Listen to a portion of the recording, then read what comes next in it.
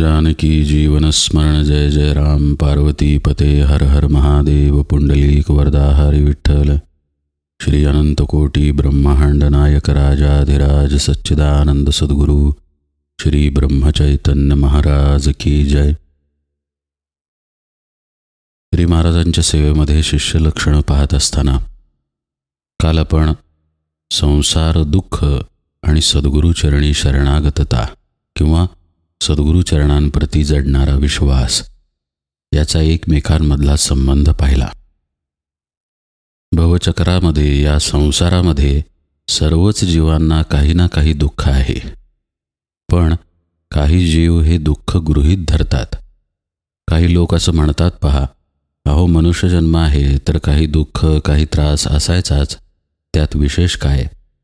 पण काही थोडके जीव अंतर्मुख होतात की मनुष्य योनी सर्वश्रेष्ठ आहे, मनुष्याला आत्मानंदाचा अधिकार आहे, तर मग मला दुःख का होत आहे। याचा अर्थ माझंच कुठेतरी चुकत आहे म्हणून मला दुःखाचा अनुभव येतोय। आपल्याला येणाऱ्या दुःखाच्या अनुभवांमधून अंतर्मुख होणं, त्या अंतर्मुखतेतून चिंतन मनन घडणं आणि मग परमार्थाकडे वृत्ती वळणं, यासाठी सुद्धा एक प्रकारचं भाग्य पाहिजे। कारण दुःखामध्ये बुडून किंवा दुःखामध्ये वाहवत जाऊन चुकीचा निर्णय घेणारे, व्यसनांच्या अधीन होणारे लोकही आपण पाहतो। त्यामुळं मनुष्याच्या वाट्याला येणारं दुःख त्याला नेहमी परमार्थाकडेच घेऊन जाईल असं नाही। म्हणजे जरी आपण अंतर्मुखतेचा, दुःख आणि सुखाचा देहबुद्धीशी कसा संबंध आहे हे पाहिलेलं असलं तरीही दुःख झाल्यानंतर ती अंतर्मुखता अंगी येणं, आपले विचार, आपली कृती, आपली वृत्ती भगवंताकडे परमार्थाकडे वळणं, यामध्ये आणखी एक महत्त्वाची गोष्ट आहे आणि ती म्हणजे सत्संगती। सत्संगती जर नसेल, सत्संगती म्हणजे संतांची संगत बरं का, केवळ जी मनानं स्वभावानं चांगली आहेत अशा चांगल्या माणसांची संगत असा इथं अर्थ नाही। सत्संगती म्हणजे संत सत्पुरुषांचा सहवास। दुःख वाट्याला आलेलं आहे, पण अशा परिस्थितीमध्ये जर संत सहवास असेल तर मग मनुष्य जास्तीत जास्त परमार्थाकडे वळण्याचा संभव आहे। कारण सत्संगतीमध्ये अनायासेच आपल्याला श्रवण घडतं। वेदांमध्ये, संतांच्या ग्रंथांमध्ये, अभंगांमध्ये काय सांगितलेलं आहे हे सद्गुरु मुखातून ऐकायला मिळतं। त्याचा परिणाम आपल्या चित्तवृत्तींवरती होतो। दुःख सहन करण्यासाठी नाहीतर बाजारात अनेक उपाय आहेत। कोणी छंद जोपासायला सांगेल तर कोणी फिरायला जायला सांगेल। उपाय पुष्कळ आहेत, पण त्या उपायांमधून ती व्यक्ती परमार्थी होईलच असं नाही। संत संगतीमध्ये मात्र असं सामर्थ्य आहे की व्यक्तीच्या वृत्तीमध्ये बदल घडतो। ती व्यक्ती अंतर्मुख होऊ लागते आणि ज्या देहबुद्धीमुळं ती सुखाचा आणि दुःखाचा अनुभव घेत असते त्या देहबुद्धीच्या पलीकडे जाण्याचा विचार करू लागते। कधीतरी ध्यानाला बसते, कधीतरी नामस्मरणाला बसते आणि त्यातून साहजिकच त्या व्यक्तीला एक प्रकारच्या शांततेचा अनुभव येतो। अहो भगवंताचा मार्ग आनंदमय शांतमयच आहे, तर तो अनुभव येणारच। मग अशा वेळी व्यक्ती अधिकाधिक अंतर्मुख होते आणि तिच्या लक्षात येतं की आता सद्गुरुचरणी शरण गेल्याशिवाय काहीही तरणोपाय नाही। आणि मग आपोआपच त्या व्यक्तीचा विश्वास सद्गुरुचरणांवरती दृढ व्हायला लागतो। असा हा खरं म्हणजे संसार दुःखापासून संतांच्या चरणापर्यंत जडणारा विश्वास असा प्रवास आहे। संसार दुःख आणि त्रिविध ताप या गोष्टी बघताना संसाराचा आणखी एक अर्थ पाहणं पण अत्यंत आवश्यक आहे। तो म्हणजे जन्ममरणरूपी संसार चक्र। आपल्या वासनेमुळे आपल्याला पुन्हा पुन्हा जन्माला यावं लागत आहे, ही वस्तुस्थिती संत आपल्यापुढे मांडतात। वासना आपल्या कर्मांमधून निर्माण होते आणि कर्मांमुळे निर्माण झालेल्या वासनेतून पुन्हा कर्म घडते. असं हे एक प्रकारचं दुष्टचक्र आहे. वासना आधी की कर्म आधी हा फार मोठा प्रश्न आहे, पण त्या एकमेकांमध्ये गुंतलेल्या दोन गोष्टींचं मूल कारण आपला देहभाव, आपला अहंकारच आहे. जसं की झाडाला दोन मुख्य फांद्या असाव्यात. आता कोणती फांदी कापावी म्हणजे झाड कापलं जाईल? तर झाडाचं मूळ कापलं की झाड मरेल. तसं या अहंभावाचं, देहभावाचं आहे. हा देहभाव या संसाररूपी वृक्षाचं मूळ आहे. आपल्या जन्म मरण या क्रियांच्या मागे वासना जरी असली तरी तिच्याही बुडाशी देहबुद्धी आहे. मी म्हणून जी काही गोष्ट आपण कल्पनेनंच खरं मानलेली आहे ती देहबुद्धीला कारण ठरलेली आहे. संत संगतीमध्ये हा देहभाव मुळापासून उपटून टाकण्याचा उपाय सांगितला जातो. सद्गुरू आपल्याला साधना देतात जेणेकरून आपण याची देही याची डोळा देहभावापासून वेगळे होऊ शकतो आणि मुक्तीचा अनुभव घेऊ शकतो. हे जे संसार चक्र आहे हेच मुळात दुःखरूप आहे. कालच्या निरूपणात आपण पाहिलं की आपल्या जीवनात येणाऱ्या सुखदुःखांचा आपल्या देहबुद्धीशी काय संबंध आहे. पण ज्याची अंतर्मुखता आणखी खोल गेलेली आहे त्याच्या हे लक्षात येतं की हा मुळात अनुभव तरी का आला, दुःखाचा असेल किंवा सुखाचा असेल. तो आला कारण आपण जन्माला आलो म्हणून.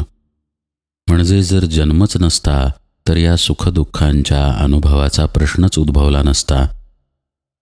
पण जन्म आपल्या हातात कुठे आहे? जन्म तर घडत आहे वासनेमुळे. नाथ महाराज म्हणत नाहीत का, जन्म घेणे लागे वासनेच्या संगे. म्हणजे जन्म मरणाच्या चक्रातून सुटका ही खरी दुःख निवृत्ती आहे आणि सुख निवृत्ती सुद्धा आहे. लक्षात घ्या, आता आपण सुख आणि दुःख एकाच पारड्यात ठेवलंय बरं का. कारण आपल्या प्रपंचामध्ये, व्यवहारामध्ये जे दुःख अनुभवाला येतं ते अंतर्मुख करून आपल्याला परमार्थी बनवेल, पण सुख अंतर्मुख करेलच असं नाही.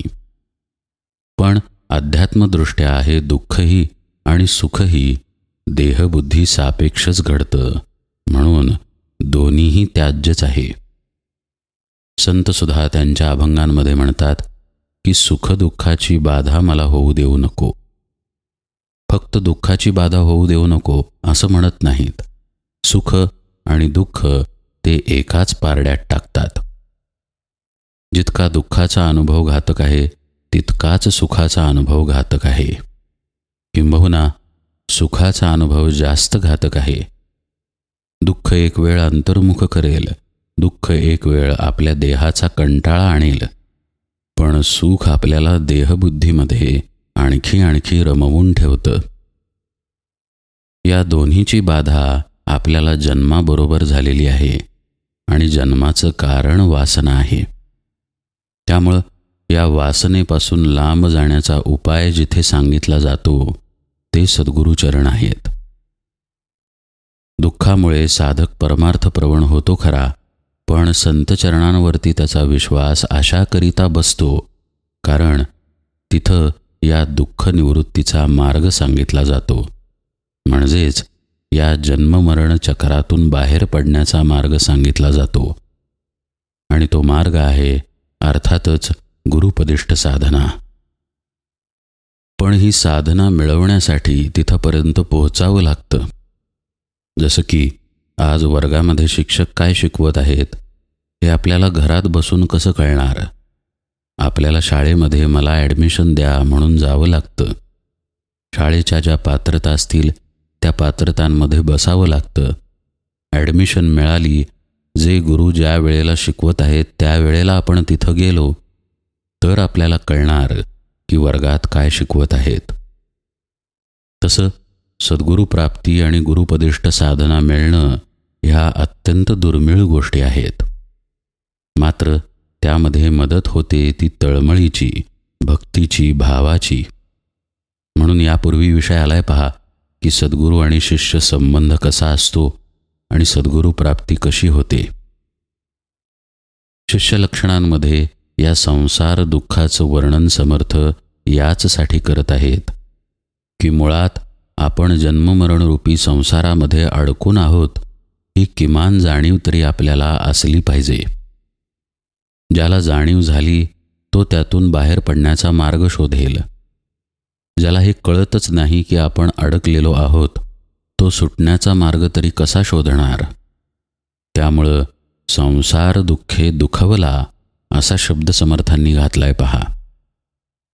संसार दुःखे दुखवला, त्रिविध तापे पोळला, असे पोळला आणि दुखवला हे दोन शब्द इथं महत्त्वाचे आहेत. कारण हे शब्द संसाराच्या त्रिविध तापांच्या जाणीवेला निर्देशित करतात. लक्ष देऊन ऐका.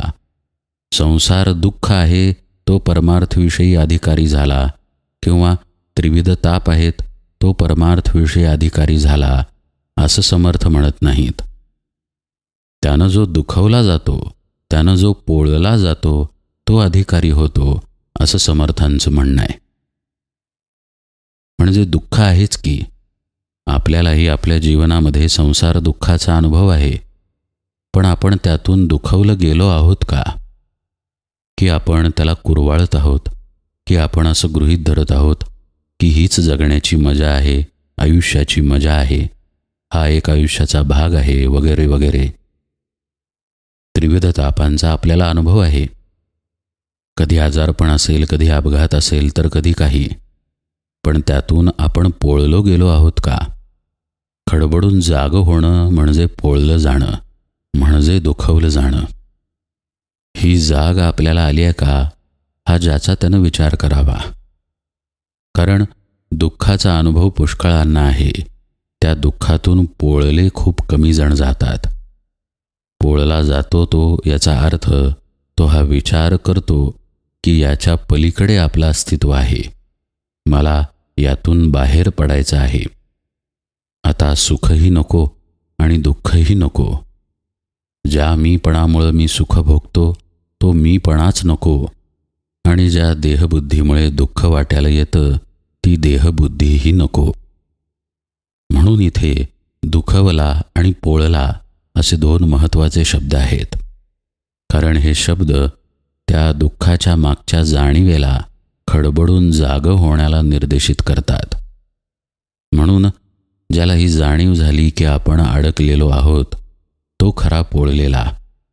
ज्याला ही जाणीव झाली की आपण पुन्हा पुन्हा जन्माला येतोय आणि आपलं काहीतरी चुकतंय तो खरा संसार दुःखातून दुखवलेला. अन्यथा जन्ममरणामध्ये सुख मानणारे पुष्कळ आहेत. पुन्हा जन्म घ्यावा आणि पुन्हा वासना उपभोगाव्यात. संगीत क्षेत्रामधील एक मोठी व्यक्ती जेव्हा त्याच्या शेवटच्या दिवसांमध्ये होती तेव्हा ती त्याच्या बाजूच्या व्यक्तीला म्हणाली, पुन्हा जर मला जन्म आला ना तर पुन्हा संगीताची सेवा करेन. असं हे आपलं अज्ञान आहे. ज्या मनुष्य जन्मामध्ये पुन्हा जन्मालाच येऊ नये असा प्रयत्न घडणं अपेक्षित आहे त्या मनुष्य जन्मात आपण आपल्याच पुढच्या जन्माची तयारी करून ठेवतो, आपल्या वासना आपल्या उराशी बाळगून. गोंदवलेकर महाराज एके ठिकाणी म्हणतात, माझं पूर्वकर्म म्हणून हा भोग वाट्याला आला असं म्हणून आपण आपल्या पुढच्या जन्माचीच तयारी करतो. माझ्या वाट्याला आला म्हणजे मी म्हणजे कोण? हा देह. म्हणजेच माझी वासना मी देहाच्या ठिकाणी चिकटवली. ज्या देहबुद्धीतून वेगळे होण्याची संधी हा नरजन्म देतो त्याच नरजन्मामध्ये देहबुद्धीला वासनेला जवळ करून आपण आपल्याच पुढच्या जन्माची तयारी करतो असं महाराज म्हणतात. मग आता पहा, याला आपण संसार दुःखे दुखवला असं म्हणू का? त्रिविध तापे पोळला असं म्हणू का? या त्रिविध तापांमधून संसारामधून त्यांना आपलीच देहबुद्धी घट्ट केली आणि पुढच्या जन्माची तयारी केली. तर हे पोळणं नव्हे, हे आपण आपल्याच वासनांना आणखी वाढवलं, आणखी जवळ केलं. पोळणं म्हणजे खऱ्या अर्थानं आपले डोळे उघडणं, की आपल्याला यातून बाहेर पडायचं आहे. पुन्हा जन्म नको. तुकाराम महाराज म्हणत नाहीत का, गर्भवास पुन्हा येऊ नये मला, एवढं कर पांडुरंगा. दुसऱ्या एका अभंगामध्ये ते म्हणतात की तुला द्यायचाच असेल गर्भवास तर मग संत संगती दे, तुझी भक्ती दे, तरच गर्भवास दे. याचा अर्थ काय? मागितलं तर भक्तीच मागितली, नाहीतर गर्भवासच नको हे मागितलं. हे खरं मागणं. भगवंताजवळ खरं म्हणजे काही मागूच नये. पण गोंदवलेकर महाराज म्हणतात, तुम्हाला अगदी जर मागायचंच असेल तर नामाचं प्रेम मागा. हा जो भाव आहे ना, की मला आता पुन्हा जन्म नको, मला आता मोक्ष हवा आहे, मला हवं आहे आत्म्याचं सुख, मला हवी आहे भगवंताची अनुभूती, मला हवा आहे स्वरूपाचा साक्षात्कार. हा भाव त्रिविध तापे पोळला किंवा संसार दुःखे दुखवला ही स्थिती दर्शवतो. आणि एकदा हा भाव अंतरामध्ये प्रकट झाला की मग अंगी वैराग्य आपोआपच येतं. काल आपण गोंदवलेकर महाराजांनी सांगितलेली वैराग्याची व्याख्या पण पाहिली, की भगवंत ठेवील त्या स्थितीमध्ये समाधानानं राहणं म्हणजे वैराग्य. या भावामध्ये साधकाचं खरोखर तसं होऊ लागतं, कारण अंतरी भगवत प्रचितीचा भाव उत्पन्न झाल्यामुळं मग त्याच्या आड जे येतं त्याच्याकडे तो पाठ फिरवतो. हीच वैराग्याची लक्षणं आहेत. आहे त्या परिस्थितीमध्ये असमाधान तरी काय येतं? आपल्या वासनांच्या, आपल्या कामनांच्या हालचालींमुळंच. जो अंतर्मुख झाला आणि ज्याला भगवंताचा अनुभव यावा, आता मला स्वरूपाचा साक्षात्कार यावा याची आस लागते, असा भाव निर्माण होतो.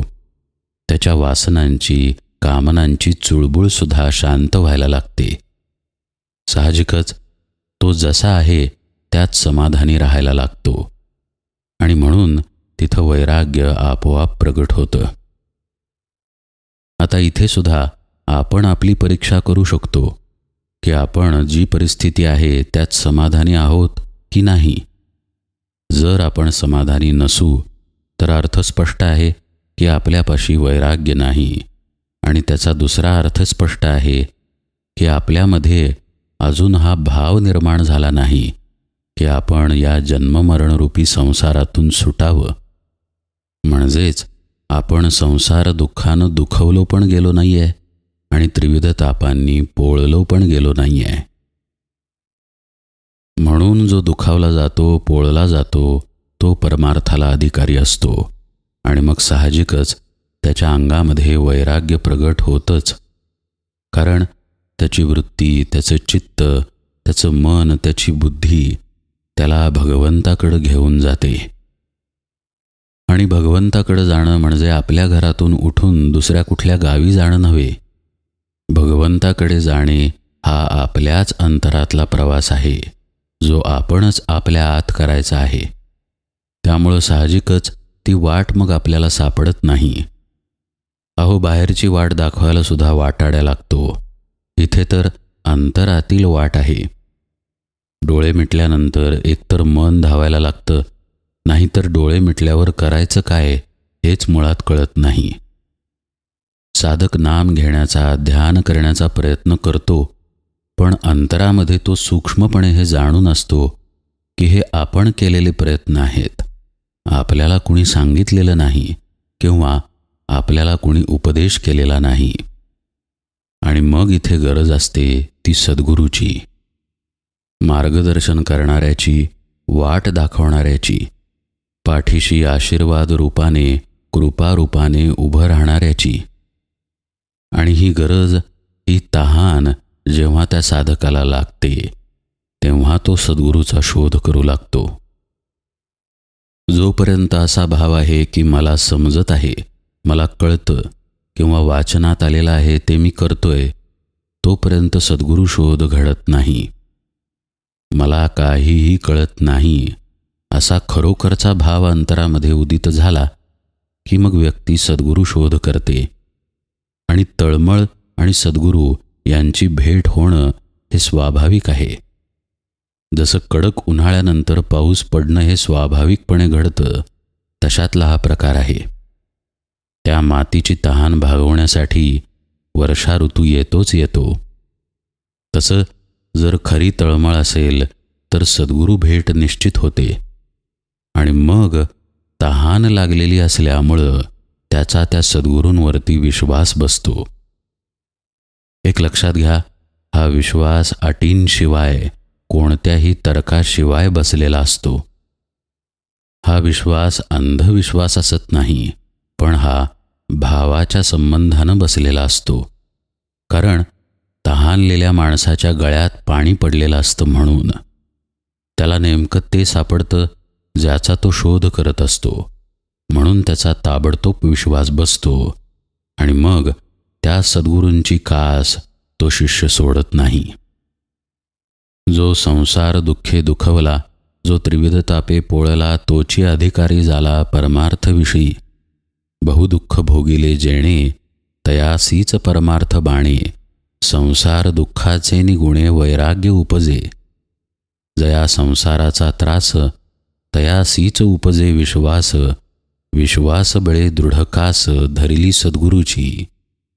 या ओव्या ज्या आपण काल पाहिल्या, त्याच ओव्यांकडं आपण आणखी सूक्ष्मपणे आज पाहिलं की का तो सद्गुरूंकडे जातो आणि का त्याचा एवढा दृढ विश्वास बसतो की दृढतेनं कास तो सद्गुरूंची धरतो असं समर्थ म्हणतात. कारण आत तहान लागलेली असते आपल्या स्वरूपाला जाणण्याची, भगवंताची अनुभूती घेण्याची. ही तहान त्याला दुःखाच्या जाणीवेमुळं, त्रिविध तापांच्या पोळण्यामुळं लागते आणि मग आपोआपच त्याचा परमार्थ साधनेचा मार्ग खुला होतो. अर्थात हा विश्वास टिकून राहणं पण आवश्यक आहे बरं का. आणि इथेच पुढची ओवी येते की अविश्वासे कास सोडिली, ऐसी बहुतेक भवी बुडाली. नाना जळचरी तोडिली, मध्येची सुख दुःखे. मला पारमार्थिक साधना पाहिजे आहे म्हणून तो सद्गुरूंचे पाय धरतो. सद्गुरू उपदेशही करतात, पण विश्वास टिकत नाही. असे पुष्कळ लोक असतात असं समर्थ म्हणतायत की ज्यांचा विश्वास राहत नाही आणि मग अविश्वासामुळं ते सद्गुरूंना सोडून देतात.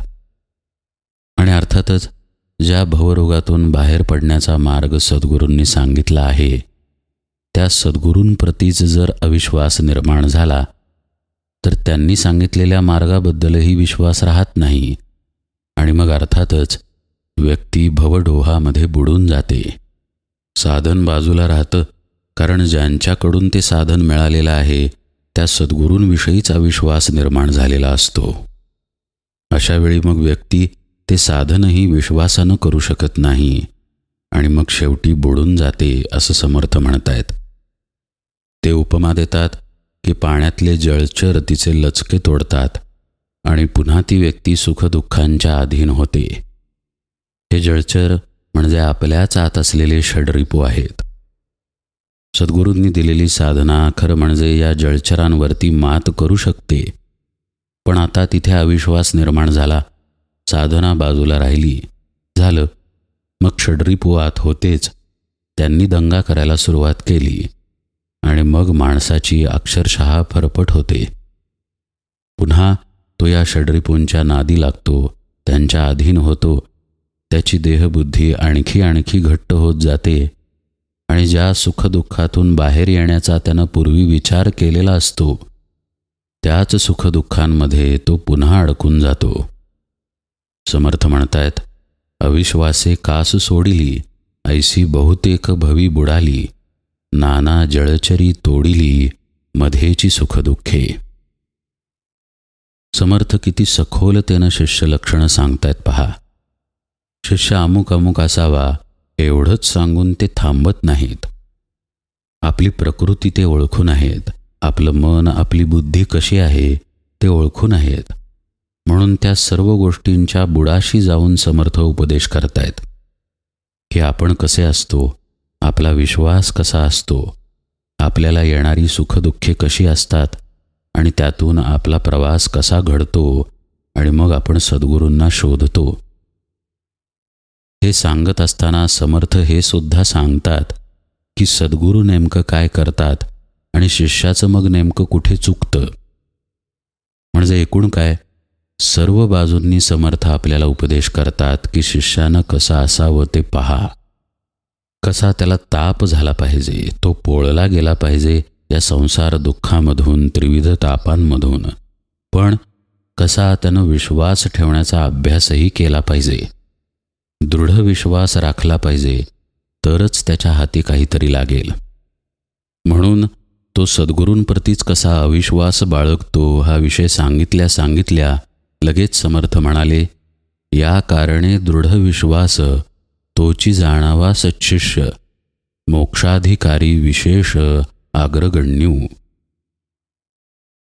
म्हणजे सद्गुरू प्राप्ती झाली इथं न थांबता त्यानं सद्गुरूंप्रती असलेल्या विश्वासाचा, भावाचा, भक्तीचा अभ्यास करणं पण अत्यंत आवश्यक आहे. दिवसेंदिवस आपला सद्गुरूंप्रती भाव कसा वाढत जाईल, त्यांच्याबद्दलचा विश्वास कसा दृढ होत जाईल, हाही एक प्रकारचा अभ्यासच आहे. गोंदवलेकर महाराज एके ठिकाणी म्हणतात की शिष्यानं सेवेमुळं सद्गुरूंचं मन जिंकून घ्यावं, सद्गुरूंच्या जवळ जाण्याचा जास्तीत जास्त प्रयत्न करावा. अर्थातच शरीरानं नाही, आपल्या मनानं, आपल्या वृत्तीनं, आपल्या भावानं जवळ जाण्याचा प्रयत्न करावा. सद्गुरू शिष्याच्या अंतरंगाला संपूर्णपणे जाणून असतात. त्याच्या मनात कसले विचार येतात, त्याच्या चित्तवृत्ती कुठे धावतात, त्याच्या भावना, त्याच्या कामना या सगळ्याला ते ओळखून असतात. मग असं जर आहे तर सद्गुरूंच्या जवळ जाण्याचा मार्ग कुठला? आपलं मन, आपलं चित्त, आपल्या चित्तवृत्ती, आपल्या कामना, वासना या सगळ्या भगवंताकडं वळवणं हाच सद्गुरूंच्या जवळ जाण्याचा मार्ग. आणि सद्गुरूंनी सुद्धा सद्गुरूपदिष्ट साधनेमध्ये हेच शिकवलेलं असतं. पतंजली महामुनी सांगत नाहीत का, योगस चित्तवृत्ती निरोध हा. चित्तवृत्तींचा निरोध हा योग आहे आणि योग म्हणजे जीव आणि शिव यांचं मिलन आहे. मग जो शिष्य हे मिलन करण्याकडे वळतो, आपल्या चित्तवृत्ती अंतर्मुख करतो, सद्गुरूपदिष्ट साधनेमध्ये रत राहतो. रत असा शब्द आहे बरं का. जसा एखादा मासा सरोवराच्या पाण्यामध्ये बुडून असतो, तसा जो सद्गुरूपदिष्ट साधनेमध्ये रत राहतो तो आपोआपच सद्गुरूंचा प्रिय होतो. त्याचा सद्गुरूंबद्दलचा विश्वासही वाढत जातो आणि सद्गुरूंचा त्या शिष्याबद्दलचा प्रेमभावही वाढतो. सद्गुरू खरं म्हणजे सर्व शिष्यांवरती समान प्रेम करतात, कुठेही भेद करत नाहीत. पण आपण निरूपणांमध्ये पूर्वी पाहिले पहा की जो शेत कसतो त्याच्यावरती पडलेला पाऊस जास्त पीक घेऊन येतो, जो शेत कसत नाही त्याच्यावर पडलेला पाऊस वाया जातो. पावसामध्ये भेद नाही, तसंच सद्गुरूंपाशी भेद नाही. पण जो साधन करतो तो सद्गुरूंच्या निकट जातो आणि त्याचा सद्गुरूंबद्दलचा विश्वासही दुणावतो. आणि मग समर्थांना जे अपेक्षित आहे ते त्याच्याकडून घडतं. या कारणे दृढ विश्वास तोची जाणावा सच्छिष्य, मोक्षाधिकारी विशेष अग्रगण्यू. हा दृढ विश्वास मग त्याला सच्छिष्य बनवतो आणि असा सच्छिष्य मोक्षाचा अधिकारी असतो, अग्रगण्य असा शिष्य असतो. हा विषय ऐकताना किंवा बघताना आपल्याला वाटेल की खूप लांबचा प्रवास आहे. आज आपण देहबुद्धीमध्ये अडकलेले, दुःखामध्ये तळमळणारे जीव, आपला हा सच्छिष्यापर्यंतचा प्रवास घडणार तरी कसा? पण असा निराशाजन्य विचार करण्यापेक्षा समर्थांनी जे सांगितलेलं आहे त्याचं चिंतन आणि मनन करावं की जेणेकरून आपली अंतर्मुखता वाढत जाईल. आपली वाढलेली अंतर्मुखताच संसार दुःख आणि त्रिविध ताप यांची जाणीव आपल्याला करून देईल. खऱ्या अर्थानं आपण पोळले जाऊ आणि मग पोळलं गेलं की पुढचा प्रवास आपोआपच घडतो. जसं की हाताला चटका बसल्यानंतर चटका बसला आहे किंवा बसत आहे, आता मी काय करू असं आपण कुणाला विचारायला जातो का? चटका बसला रे बसला की आपोआपच हात खेचला जातो. त्यामुळं एकदा जीव पोळला गेला की पुढचा प्रवास आपोआप घडेल. म्हणून काल पाहिलेल्या ओव्या आपण पुन्हा एकदा सखोलतेनं पाहिल्या की कशा मार्गानं संसार दुःखे दुखवलेला, त्रिविध तापांनी पोळलेला जीव सद्गुरू चरणांपाशी जातो. आणि पुढे हेही पाहिलं की त्या चरणांपाशी गेल्यानंतर तिथला विश्वास टिकवणं किती महत्त्वाचं आहे, आणि जो तो टिकवतो तो कसा सत्शिष्य बनतो आणि मोक्षाचा अधिकारी ठरतो. यापुढे समर्थ काय उपदेश करत आहेत ते आता आपण यथावकाश पाहूया. आज निरूपण सेवेला इथेच विराम देतो. जानकी जीवन स्मरण जय जय राम.